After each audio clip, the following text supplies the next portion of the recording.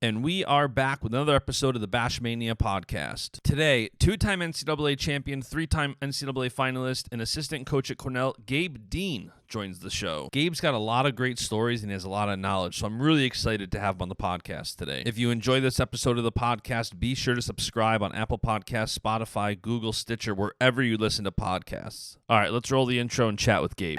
It's Baschamania! Let me tell you something, brother. He gave us everything he had in him tonight. What you gonna do when Baschamania runs wild on you?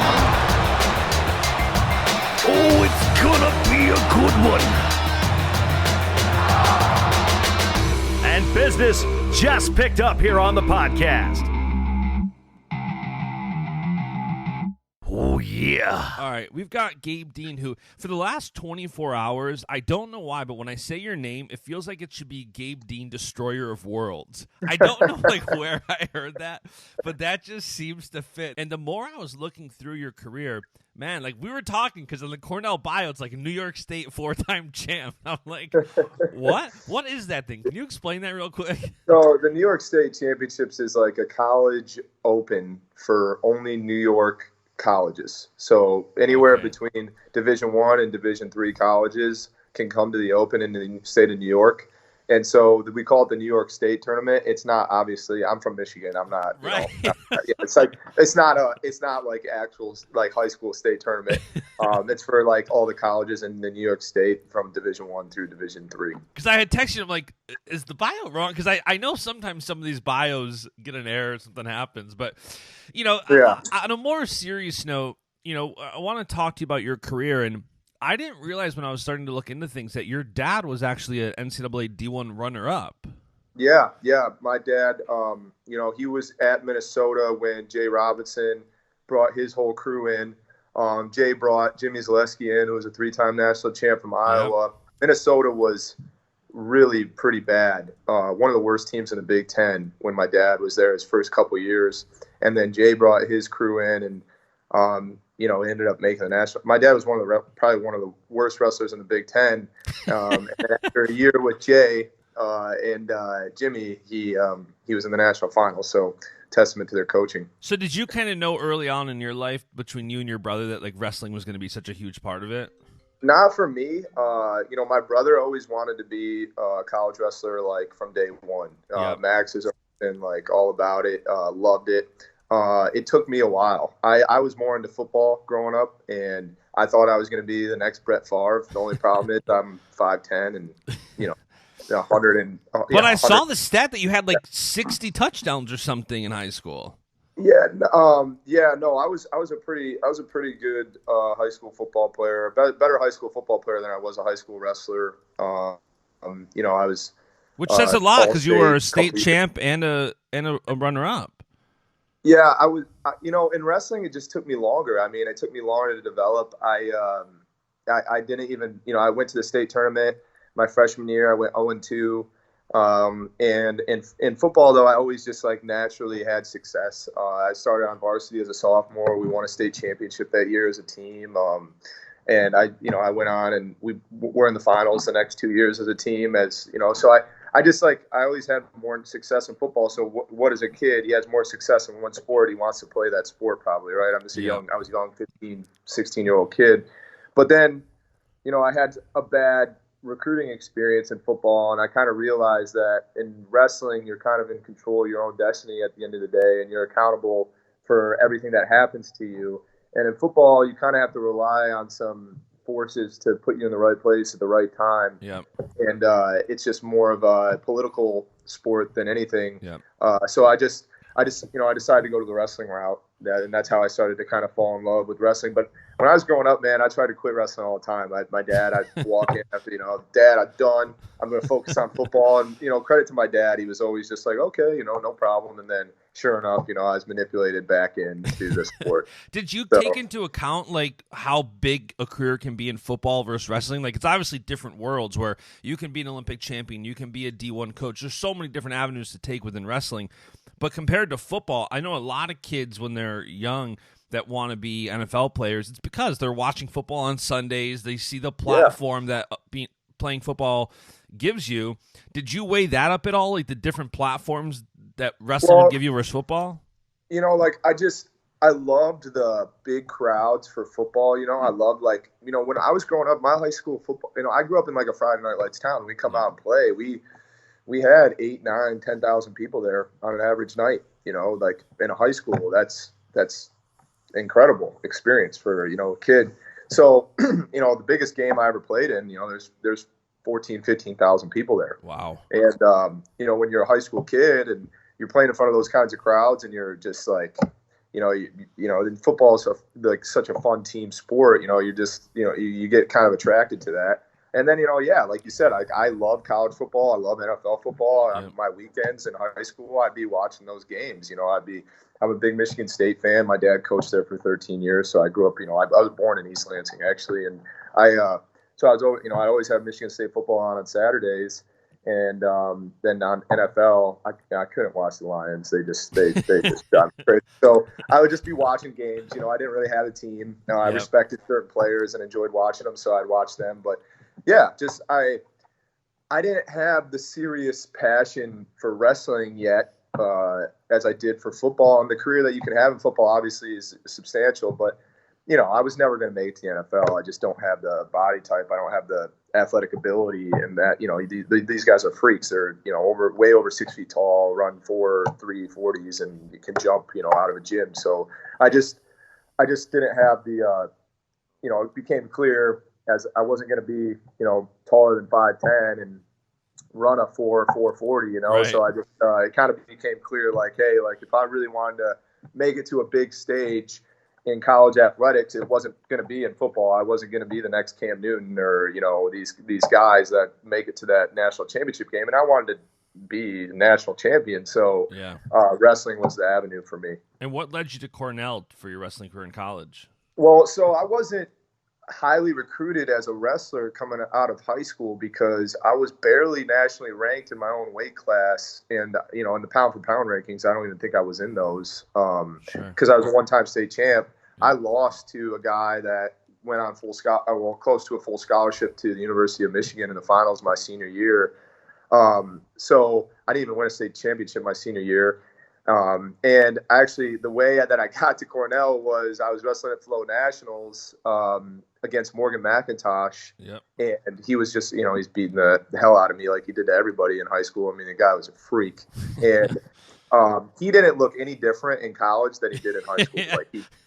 And I remember warming up, and I definitely went through a lot of changes between that, that time and then when I got into college. So like I'm warming up and I see this guy, he looks like, he's just fully developed. A man's man. Hair, just like, and I'm like, I'm going to die. Like this guy is going to kill me. Like that's what's going through my head when I'm like walking out there. And I ended up slipping a takedown, like completely got lucky. I think I hit him in like a slide by and his hands like briefly touched the mat for like 3 seconds. And then the ref gave me a takedown, and Damian Hahn and Rob Cole were in the stands. And nobody had taken Morgan McIntosh down. Like he didn't ever get taken down. So like they were like, whoa, like, and I proceeded to get like majored or teched. I can't remember, but like at the same time they were like, oh, like he got a takedown. That took Morgan McIntosh down, So that's exactly how like I got on their radar. And then my dad's very networked in the wrestling world, and he runs New Way, which is a big youth wrestling organization. And he was down at a coaches convention, the national coaches convention. And he bumped into Rob Cole, and they competed at the same time. Rob was competing for North Carolina, and my dad was wrestling for Minnesota, and they actually were both in the national finals the same year. Rob won a national title. My dad took second, and they bumped into each other, and everybody was under the impression that I was still going to play football in college. And I just made my decision to wrestle, and Rob was like, "So, where's your son going to play football?" We saw him at Flow Nationals, and he's got like a really raw talent. Yeah. He just doesn't know how to wrestle yet. And my dad's like, actually, he's decided to wrestle, and Rob and Damian, they got right on me and started recruiting me, and I was just not the other schools. I had some schools visit me: Minnesota, Michigan State, Penn, Bucknell, Central Michigan, but nobody was like, the Minnesota and Michigan were more like walk on, like, hey, like we'd love to have you walk onto the team type things, and then. and I don't blame him. I wasn't that great of a wrestler yet. And some of these other schools were a little bit more interested in me. Michigan State, made a nice offer to me, but Cornell came in and just connected with my family. They, it was an Ivy League education. The network that they have there is, the best network in the country. You put yourself around people that have run businesses and, deans of medical schools and, that are the heads of hospitals and, people that are just extraordinary. So, it just ended up being the best place and best fit for me. And it's funny because you're now, I think, the third guy who's been on this podcast that is in the small group of people, I think. I got to have somebody do the research. But you're in that small group of people that won more NCAA titles than state titles. Because I just told Chris Pendleton, I'm like, dude, you and Burroughs are both in that club. And I'm like, I wonder how many there are. I never think about it. But then as I was looking, I'm like, man, Gabe's another guy who somehow won more NCAA championships and state championships. And, I want to say it was your junior year. You did the letter to wrestling or letter to yourself before the finals. And yep. I was rewatching that yesterday. And this is one of the things you said to yourself. You were a kid that failed throughout your journey to success. Failure is something that's been a big part of your life, and the reason you are successful is because you failed so many times. I want to talk about that for a few minutes because so many people talk about how you can still learn from winning. And I agree with that, but it's almost like learning from failure has become cliche to the degree where it's it's almost so obvious people don't do it. I'm curious what your failures were and how you learned from them. So, I had a guy on my podcast. His name's Jim Harshaw, and he's all about this failure through success. He's a TEDx speaker, and he has a philosophy, and he helps CEOs and professional athletes and all these kind of people, as a consultant for failure through success is what he calls it. And yep. We were talking, and same kind of thing. I started to kind of reflect back on my career and just all the failures. And it has become a cliche saying, success, right? But the reason it's cliche is because it's true. Yep. People can say, yeah, you learn from winning. I don't disagree with that. But when do you really dig deep the most? When do you really do a lot of self-reflection? When do you really evaluate, the most about yourself? Well, it's when you fail, because it hurts. It's painful. Yep. It hits you right here. And that's why, it's become a cliche saying, because when you fail, you really go into kind of a dark place and you really have a decision to make every time. It's Yep. well, I'm either just going to give up or I'm going to get better from this. I'm going to use it. I'm going to, adjust and I'm going to get better from it. So for me, I've lost on every big stage in all the sports that I played countless times, made mistakes, so many mistakes. When I was in high school, I lost in the football side in the state championships as a team. I lost in the finals as an individual in wrestling in the state championship. I lost in the team state championship in wrestling in Michigan. I got to college. My first year in college, I never won an open tournament when I was taking a gap year. I never placed, I did a place at some of them. I went 0-2 at my first college open. I went through every freshman experience where you're getting your butt kicked every day, day in and day out.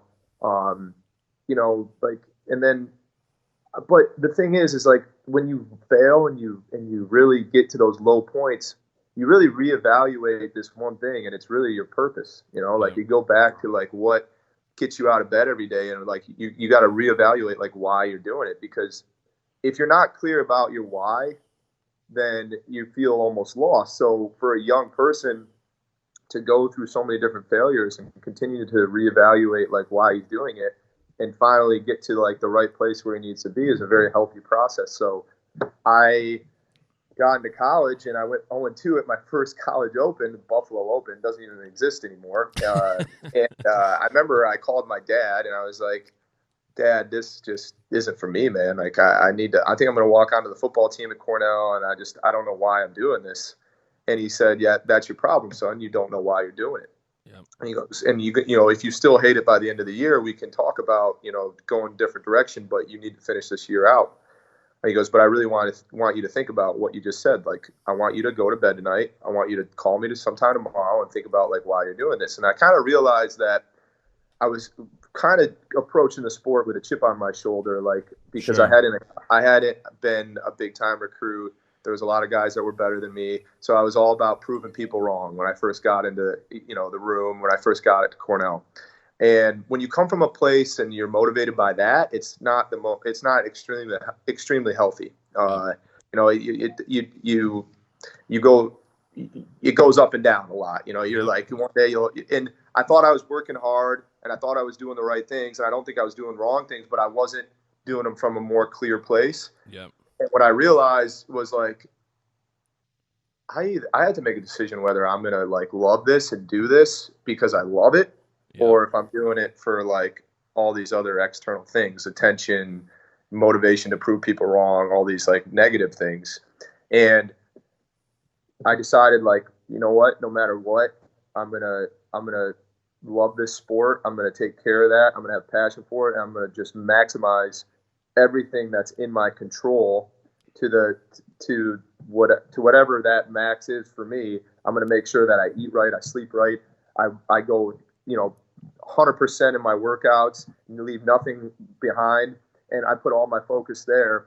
And when I started to put my focus there, I never won an open tournament that first year, but I really found out. When did you beat Ed Ruth? Was it the next year? Because you snapped his what, following, like 84 matches or something? Yeah, the following year I beat Ed Ruth. Okay. But it was because I put this huge year of training in. Yeah. And I went through all these ups and downs. I was learning how to be independent, and I was figuring everything out. And then I got organized, like completely organized, when I got into the Cornell system. Heck, I remember coming into the goal meet. We have a goal meet. They give us goal sheets, and we come in and we meet with the staff. Yeah. And I remember coming in my freshman year, right at the beginning, I got my goal sheets, and it was like, what is your biggest goal? And my biggest goal was to make the starting lineup. I was like, I just want to start for the team. Yep. And I come in and I sit down with Damian Hahn and Coach Cole and Mike Gray, and I go, and Damian Hahn goes, well, like, Gabe, your goal needs to be bigger than this. Like, it needs to be bigger than this. So I go, all right, I want to be a national champ. I jump right to it. And he goes, and I remember him going, whoa, well, it also needs to be realistic, And he's like, how about we say All-American? Because he's like, Ed Ruth is at your weight. And, he wasn't being a jerk by any means. Sure. He was just being realistic with my goals. And obviously, like, I haven't even won an open tournament, Millersville Open, Buffalo Open, all these all the Cleveland State Open, all these tournaments that like are, they're not on that level. So for me to come and say that I want to be a national champ at Ed Ruth's weight class, that's going to, going for his third national title, hasn't lost it so long, was ridiculous. Yeah. And so I said, all right, I want to be an All-American. And he goes, okay, that's better. And so I made the starting lineup, and then I remember going into that match, and Ed Ruth pinned me, by the way, like at the Binghamton Open, like first Open that we wrestled in that year, pinned me in the finals. Ironically, actually, I wrestled Nate Brown in the semifinals. It's a hell of an open tournament, actually, came to find out. But I wrestled Ed in the finals of that tournament. He cross-face cradled me and pinned me like he did to everybody, and I was just so pissed. I didn't expect to win at all. I didn't. I was like, God, there's one thing that I was not going to let happen is like he's going to pin me. And so the next time we went into the final, like when we met in the Southern Scuffle, I remember Damian was like, what's your goal this match? And I'm like, I swear to God, he can tech me, major me, beat me. I don't care, but he is not going to pin me. He's not going to pin me. And, it's funny. We talk about like how everybody wants to win and not lose so bad. But when don't take it the wrong way, but when you don't care, and I don't mean like you don't care, but you just don't care about the outcome, call it surrendering the outcome, you become pretty dangerous because you're not afraid of anything, sure enough, I just, as the match went on, I ended up, obviously went in, and it's kind of the first time that I became Was that when you realized you could become an NCAA champion after that match? Yeah. I mean, I won the tournament in Las Vegas and beat like pretty highly ranked guys there a couple weekends before, but it's still like it's Ed Ruth, this guy's a legend, and he when I beat him, I was like, all right, like all right, we can do this. And then, we obviously met up in the national semifinals that year, and Yep. he beat me when it counted. And I wish I would trade that. I would trade those any day of the week. Sure. and ended up winning his third national title. And but the thing about Ed, and I always like to say this, because like without Ed being Ed Ruth, it doesn't give a chance for a young guy like me to make a statement like that. And credit to Ed, like what a phenomenal athlete, phenomenal career, and just a great competitor, and very respectful as well, just like a good guy. So It always made it fun for, that matchup. We wrestled 3 times that year, and it was, I always nothing but respect to him. So. And another thing you said in that letter to yourself was just to have the opportunity to compete is a privilege. And I'm always grateful that the more I talk to guys like yourself who really have a proper perspective, it helps me selfishly gain a proper perspective, like hearing it from so many people. And I think the listeners too. And I'm curious, the more feedback I kind of get, people are starting to ask and wonder, well, how did he get that mindset, or how did he get to that point?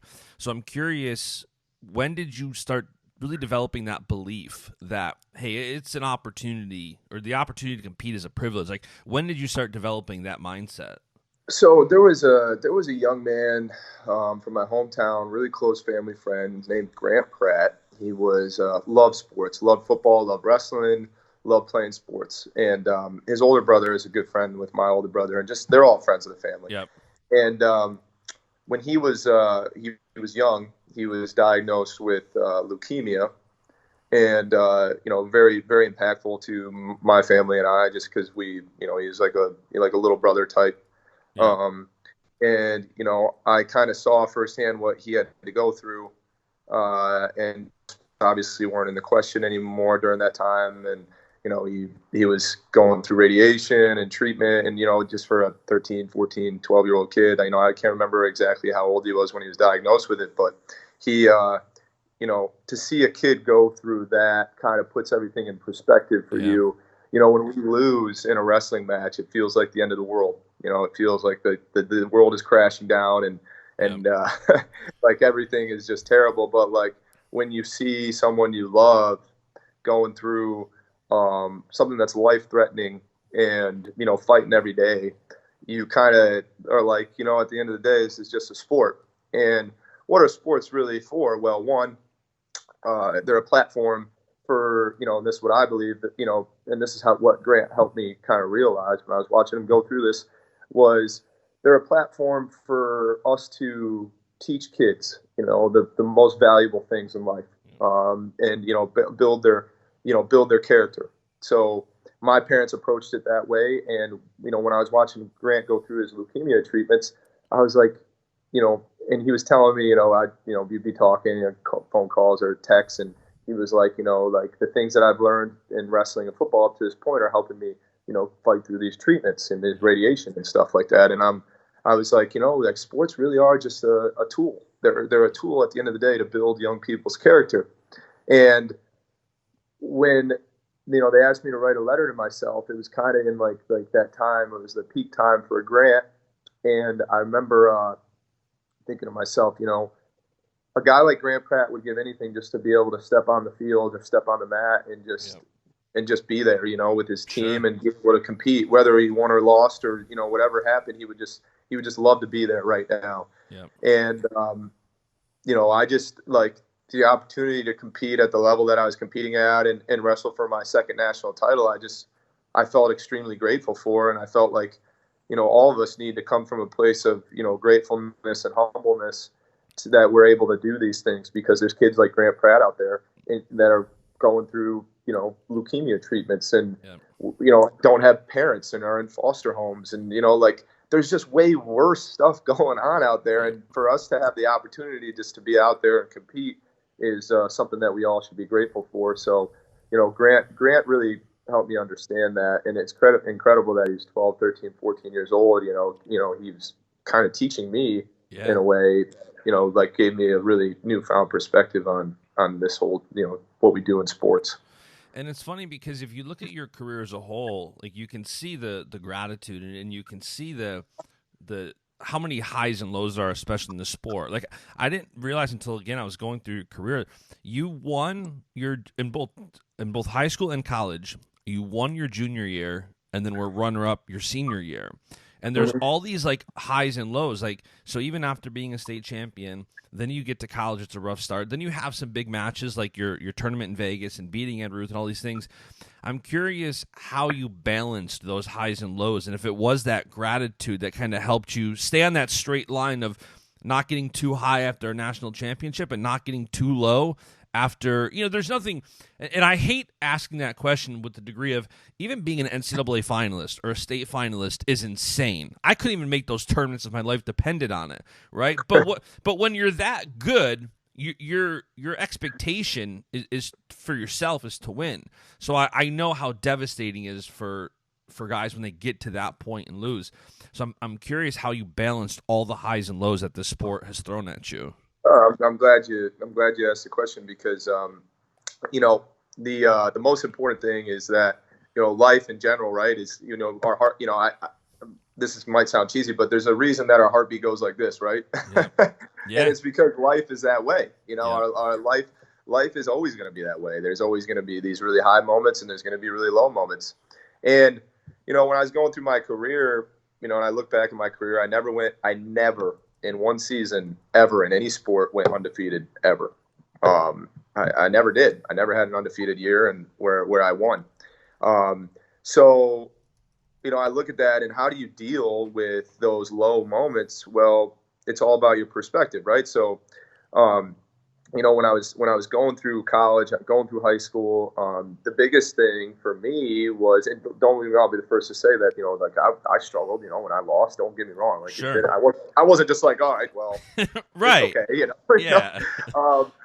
But the biggest thing for me and the reason why I chose Cornell and why I've been extremely blessed is because I've had wonderful mentors in my life, I like my dad and my mom have always been kind of my two heroes that have really taken care of me and always come from a place of unconditional love and support, which when you're a kid, and I see it all the time, when I go, I see dads that kind of place the emphasis on the wrong things with their kid. The kid loses and the dad grabs them and comes down on him hard, and says these awful things. Well, I knew when I was a kid growing up that my parents, no matter what, they always reinforce the fact that they unconditionally love me. So when you're a kid and you know that you can come home always to a safe environment, it makes you feel like you can take risks. Sure. Like you can put yourself out there, you can go for things, you can fail.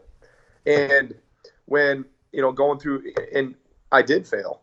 But when I always came home, I always had like two arms around me telling me that, hey, like, it's a learning experience. Like, we're gonna get back from this, and we're gonna get better from this, and we're gonna go back out there again, and we're gonna go again at it. And we're probably gonna fail again, but it's okay. It's okay. And for kids that have parents that don't come from that place, it just creates performance anxiety. Anyways, they get more nervous because they don't know if mom and dad are going to be happy with them. I can't imagine that, right? Yeah. Yeah. And I see that. And so having parents that reinforce unconditional love and support allows you as a kid and even as an adult to put yourself out there, not be afraid of failure and to take risk. And when I was in college, Damian Hahn, Rob Cole, Mike Gray were like my parents away from home, and they did the same thing. They reinforced the same thing. The reason I chose Cornell is because I knew that those guys would always unconditionally love and support me, no matter if I was a two-time national champ or I was a four-string guy.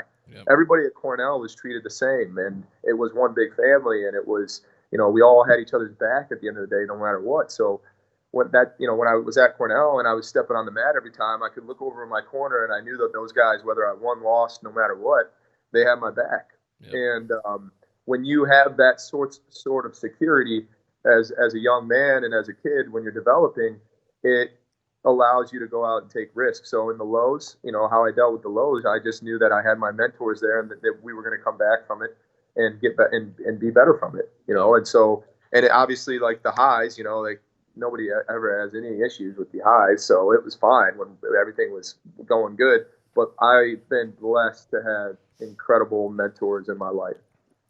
So then you do have a 2 national championship career, 3-time finalist, which is incredible. And then after college, you didn't wrestle too much. You wrestled Greco briefly. Talking about what went into that decision to wrestle just a little bit after college and not really wrestle too much more. So when I graduated, I lost in the finals to Bo, and just kind of a weird match. Just kind of everything was weird. I knew I wasn't in a great place going into that match. I wasn't as excited for it as I was the first 2. Like, it was more like I was just coming from a place like, I just need to get this over with and win. Yep. And that's obviously an issue. You're Yeah. They make you the last match on Saturday night. You're in front of God and everybody. I mean, you're going for your 3rd national title. If I won that match, I was probably going to win the Hodge Trophy. And it's just like, why would you not be just so jazzed up for that? What an opportunity. And I lost, and then I graduated college, and I was just I was lost, man. I mean, I'll be the first to say I was kind of in a weird place. In the sport of wrestling, even the lessons that I've been talking about that I learned along the way, I had always been disciplined to everything in my control to ultimately put myself in the best position to win a national championship. And when I got out of college, that wasn't there anymore. And it was like, okay, well, I guess I got to do this international stuff. And I'd been convinced that, I could have a pretty, potentially a good career in Greco. But I just came to find out, and nothing against the Greco guys at all, I just didn't have the same passion for international wrestling in both Greco and freestyle like I did for college wrestling. And then at the same time, my younger brother was stepping into the same school in the same weight class and starting his career. And my first year out of college, I mean, I was kind of a mess. I didn't have I wasn't coming from the right place. I was making selfish decisions. I was affecting my relationships in a negative way. And it was all because I couldn't really figure out, where I needed to put my purpose and where I needed to put my clarity and where I needed to go. Yeah. And, I'm trying to compete, but then again, I'm like, I'm a coach, and I was selfish. I guess from college wrestling, when you kind of breeds you to be a little bit of a selfish mindset to take care of yourself, and all those things in your control kind of puts you in the best position to win. And if you win, you take care of your team. Right. So I get done with that year, and I've definitely negatively affected my relationship with my brother, and my brother is my best friend in the whole world. And we've always been so close. And we're, it hit me like how, I was home one day, and my dad and my mom and I were talking, and I was about to make another really selfish decision. And my dad put his arm around me and told me that he was disappointed of the man that I was becoming. And when a guy that you look up to so much says that to you, and he didn't yell at me, he didn't scream at me, he just kind of grabbed me and was like, listen, Gabe, I'm disappointed in the man that you're becoming, the choices that you're making. And it was just like that. And it just it felt like someone took a baseball bat and just wound up and smoked me in the face. Yeah. And it made me reflect on all my purpose, the decisions that I was making, similarly to when I went 0-2 at my first college open. It made me do some deep reflection. And I was like, you know what my biggest issue is that I'm in a profession, and that is completely a selfless job, coaching. And I'm coming from a selfish place. And I had a decision to make. And I think as you go through your life, your purpose, you reevaluate your purpose, and and it was the decision to make right then and there whether I was going to live a life of service or I was going to continue to go down this very, very negative, bumpy road and live for myself. Yeah. And when I decided to put my faith in living a life of service, not only did it just blossom my career and make me a much better person, but it also it also just made all my relationships so much better. Yep. Like we're put on this, now, like I think I'll probably die with this purpose that I have now and this clarity. But like when you live a life of service, everything else becomes easy, and your relationships are great, and your coach and your career takes off, and you meet so many wonderful people, and you're coming from this place of selflessness. And thank God again for my mentors and my lows that I was experiencing, for me to be able to figure that out. And and my brother and I came back that following year, and then obviously I became a much better person, the person that I needed to be for not just the program and the team, but also for my relationship with my brother and my family. So did that help your transition from athlete to coach, finding your kind of purpose and adjusting that way? It helped my clarity a lot. It was like, okay, well, I'm definitely not going to wrestle in the international styles. It's just like, it's just not in the cards for me. And, this is going to be, we have an opportunity here with our Cornell team. If I'm in the right place, if I'm coaching constantly, if I'm not focused on me anymore, that we could probably do some really special things. Yeah. And, so it was just like, it helped me like clear all that up. It's like, okay, it's not about me anymore at all. I don't even, and then I came to figure out that, when you coach guys and you're helping guys and then they go out and they accomplish, some of their goals, it was like, whoa, this is a way better feeling than even when I won a national title. Like I was like, the feeling that I felt from when my brother like beat Miles Martin in the semifinals, or Ben Hannes became an All-American, Yanni won his first national title, even though I don't, obviously I don't work with Yanni too much on the technical side. He's just like him and Mike Gray and Kyle Dake have this great coaching relationship. But even when those guys, the part of my family that I feel like, this Cornell family, when those guys go out and accomplish those things, it's a way better feeling than anything that I've ever accomplished in my life. And it's like, okay, yeah, like this is what I'm supposed to do. If that's the case, then why, I'm definitely not going to compete anymore. It's about these guys. And when I started to feel that way, I was like, all right, I'm in the right place. We're going to the right direction.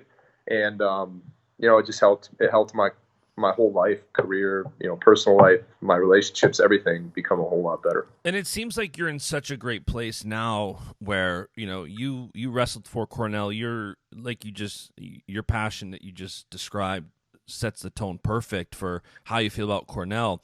What are your coaching aspirations moving forward? Do you want to be a head coach of a program, or do you?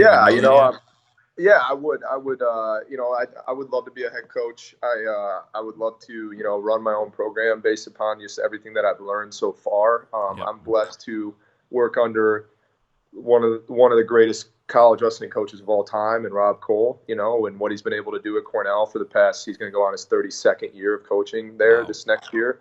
And just how he runs it, and, how he's had to take something that was literally nothing at the beginning and build it into what it is today. And then also being around guys like Mike Gray, who's our associate head coach, who is so good at all the things that he does, and learning from him, and, just being in the room with these incredibly gifted athletes, and, from the recruiting side, going after and getting a lot of high level guys and putting together great recruiting classes year after year. I've just learned so much. And, in Cornell, it's different. We have to run it more like a business comparatively to some of these other schools, because we don't have $150 million athletic department budget. Right. We can't get everybody into school. We don't have scholarships, it's all financial aid. So it's like you have to really, really work extremely hard at your job. And I'm not saying these other coaches don't. The coaches at all. I'm just saying, like, it's just different at Cornell, and it teaches you a lot of things when you're under these circumstances, I guess I would say, and how to run a program. So I'm very grateful that Rob Cole and our athletic director, Andy Noel, gave me the opportunity to coach and be on the staff. And one more wrestling topic, and then I want to talk about your podcast. You talk about what Rob Cole's been able to do there, and you talk about the talent that's at Cornell right now. How excited are you for next year? I mean, the roster for next year is just stupid. Yeah, I mean, we're really excited. We feel like we put together a hell of a team. And obviously the biggest thing is, like, there's a lot of hype right? Like, when you're seeing all these things come out on Flow and all this different media services, it's like, Cornell's been talked about a lot, and the kind of team that we're going to have. But the biggest thing for us is to stay focused on what's in our control and obviously not get too caught up in the hype and just focus on development, and obviously still going out and putting together great recruiting classes and, fundraising the right way and doing all the things the right way. I mean, like I said, like every successful program, they never get caught up in the hype. I mean, I don't know if you ever watched Bill Belichick. He never gets caught up in his own hype. He's just focused on what he's got to do every single day. But the guy's successful year in, year out because he's just focused on everything that's in his control and doing it the best to the best of his ability. And that's exactly what we have to do, and we're excited for the opportunity to have such a great team and compete to win a team national title and inside the next few years and hopefully just put a streak together. I mean, and continue to develop these great recruits that we're getting and these great kids that we have. It's the best culture that I've ever seen at Cornell in terms of like the team and the way that they act as a family and the way that they engage with each other. And we're definitely excited. And just to give credit to this past year's team, we Olympic redshirted our three, obviously got three guys that are ranked top 3 in the country. And we Olympic redshirted them. And this past team that we had this year, even though it wasn't maybe our best year, but they completely exceeded any expectations. We had 8 national qualifiers. We took second in our conference. And some of these guys, and I so wish that they were able to wrestle in that tournament. My heart breaks for them and everybody really, but it was, it just showed how special the group of guys really is. Max, Yanni, and Vito, and these guys that were taking Olympic red shirts were right by all these guys' side the whole year, cheering them on, and it was just like, there's no egos, there's no cliques, it's everybody's in it together, and I think that's why we were able to have like the success at the end of the year that we did. Yeah, that's pretty cool. You can see that. I mean, when I was getting the graphics ready for this episode of the podcast, and I had seen the picture of you after winning the championship in 2016 and you hugging Mike Gray, and you can see just the passion, like for everybody in that program, win or loss, you see the fellowship you guys have, and it's definitely noticeable from the outside. But last thing I want to talk about here, so you've got your new podcast and you're absolutely killing it. And as a marketing guy, I can so appreciate the effort that goes into not only the fact that you're doing it, but the amount of episodes you're putting out right now is just, it's incredible. So tell me about why you started the podcast and what you're doing with it.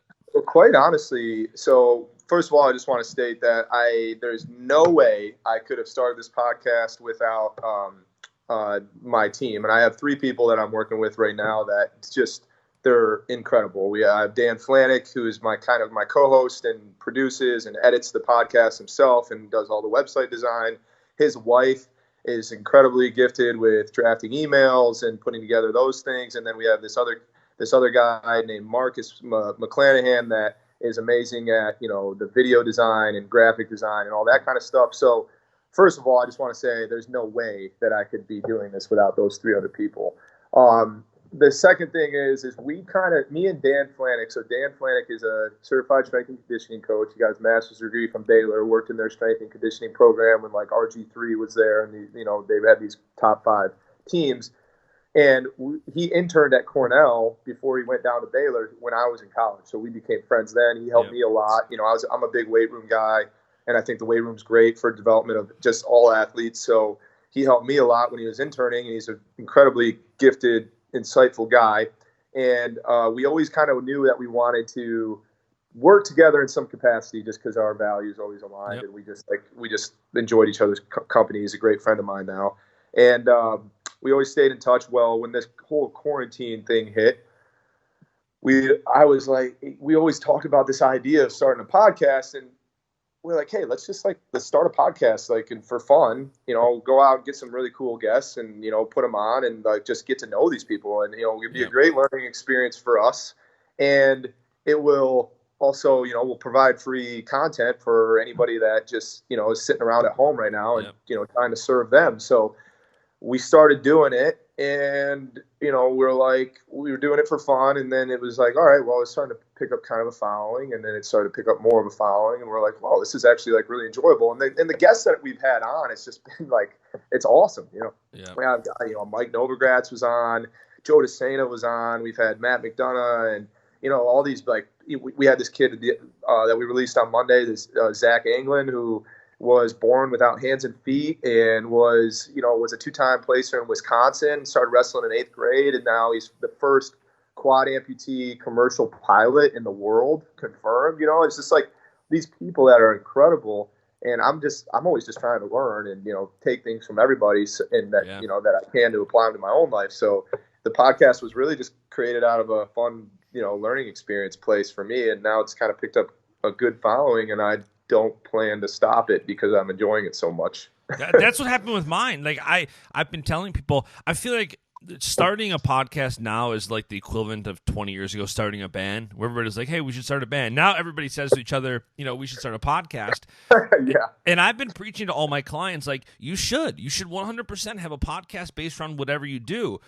And I think it not only brings awareness to what you do personally, but it is, dude. I've been involved in this sport, helping guys build websites and helping them with social media strategies and everything for the last decade. Guys like Cal Sanderson and Jordan Burroughs, and I've developed such friendships with them that I get to have so many good conversations. And unless I worked with somebody, I didn't get to have that many more conversations. Like, without this podcast, you and I are never having this conversation. And Correct. There's so many conversations that the podcast just opens the door to, where It's like when I asked you the one question about how did you develop the mindset, it's not only for the audience listening, it's for me too. I get to take that and apply it to my life. 100%. That's the thing. That's exactly why I started mine. And I think that's like every good business or any good company starts out of just like solving a problem or doing it because they're passionate about it. Yep. And then it turns into something great. And, obviously, like your podcast does extremely well. Well, you started it because you just wanted to learn. Like everything that I've learned in my life, I'm definitely a learn through experience type guy. I read books, I do that kind of stuff too. But the things that impact me the most and have changed me the most are just through my experiences and the people that I've met along the way. So I was like, this podcast thing is perfect. And yes, I'm doing it to provide content for people at home that just want to listen to just these incredible people speak and get some insight into their life. But like, I'm sitting there and I'm talking to these guys and I'm just like, oh yeah, definitely going to take that. Definitely going to use that.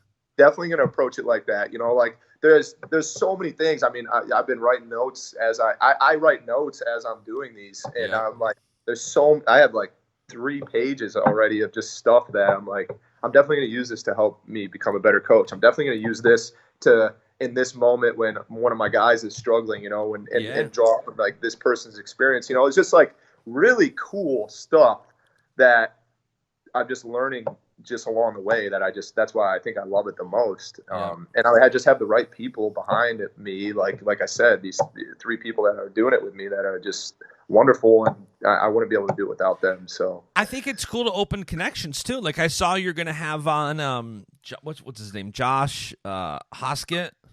Yeah, yeah. So it's like, how cool is that? Like I saw that take place on Twitter. I'm like, man, this is what I love about where we are. People can crap on social media all they want. The fact that you can reach out to a guy who just got drafted in the NFL to have him on to talk about that, like that's so cool. And that's now a new opportunity for you to not only learn from him, not only bring that content to people, you now have the relationship. Exactly. Exactly. You could say that social media is bad, but it's only bad if you approach it from the wrong place. If you're just trying to gain attention and just putting stuff out there like that about yourself, then it is. It's probably not the most healthy thing. But if you're using it to help others and give a platform for other people and promote other people, and also using it to connect and develop relationships and broaden your network so that you can get to know people better, then it's a great thing. I mean, like there's a lot of stigma around social media and how it's impacted our world, but if you use it and come from the right place, then it's a great resource. Yeah, and the fact that you can take these relationships and now bring them offline, like you can take a relationship with a guy like Josh that you're going to have a conversation with, and then take that offline. And maybe now that can be a resource for you for Cornell, or for if you go get a job somewhere as a head coach, like for you to build that arsenal because of the podcast. That's why I recommend, I'm like anybody who, and it's not hard these days to start a podcast. Like I'm trying to learn how to do it as I go, as professionally, as I have the sign, the mic. I'm trying to learn to make it as good as I can, but it's not hard. You can, if you have an iPhone, literally, if you have an iPhone, you can create a podcast. Yeah, you don't need. I mean, you have a real legit setup over there, and actually we're working towards that. But you don't need like Right. any fancy material. I mean, you need a pair of headphones and like a computer or an iPhone, and you're good to go. I mean, you can you can record and get after it. And yeah, I encourage everybody the same. Like I've had a couple buddies that are like, "Hey, dude, like yeah, you kind of you've inspired me to start my own." And I'm like, "Hell yeah, go for it, man! Like awesome, like go do it. It's great, And we're still in the beginning stages. I mean, but it's a lot of fun. Like we're enjoying like building the following, building the marketing, and like you said, like you're a marketing guy and you built relationships through this whole experience. I mean, and you started yours in August, and look how yours is taking off. So it's just like if you come from the right place and you're coming from just trying to learn and get to know people, and you're starting the podcast through that place, then it will end up being fairly successful because you're doing it to serve. Like I said, I believe that that's the way that life should be, and you're coming from a place of service, anything usually turns out to be pretty good. So especially, I'm sure you're getting the same message as I do, which is you'll put an episode out. And I love the stats and the analytics, and, I'm competitive, so I want to grow the podcast as much as I can. But, man, when I get just one message that says, hey, that conversation you had where Mark Hall talked about his faith, I never heard that before. Thank you so much for putting that out. Me and my kids listen to it. That's the best. Like, anything else, nothing triumphs that. And to be able to do something like that, it's you can go out and win a national championship and inspire people. That takes 15 years to do. But to be able to just have a podcast, make the connection and do that, like to be able to use that and get that kind of influence out there, yeah, it's pretty incredible. Well, the national championships and the things that we accomplish as athletes in return should be used as a platform to bring other people up. I don't think that you should just stand on top of the podium and just, be like me. It's like, okay, I'm on top of the podium. Well, how did I get here? Well, everybody else that helped me. So let's just bring everybody up too and, expose their stories, talk to them, get other, without people like Mike Novogratz, like what would our international development be? Like he's a huge philanthropist. He supports USA Wrestling. Like there's just like, it's not about us at the end of the day. Like we're representations of so many different people that have helped us get there. So it's just, why would you not bring those people up? Yeah, for sure, man. Well, listen, I'm going to let you go continue about your day. I appreciate you. I know you're recording a lot of episodes, so I know you're doing the same thing I am, so I appreciate you taking the time to be on mine.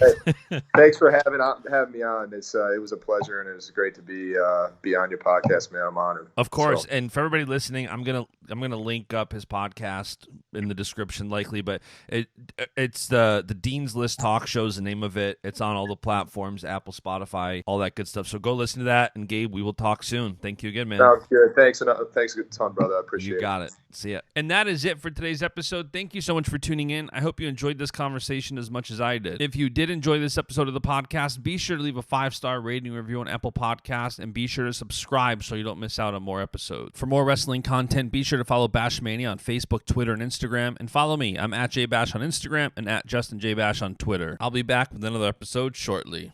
See ya. And the beat goes on.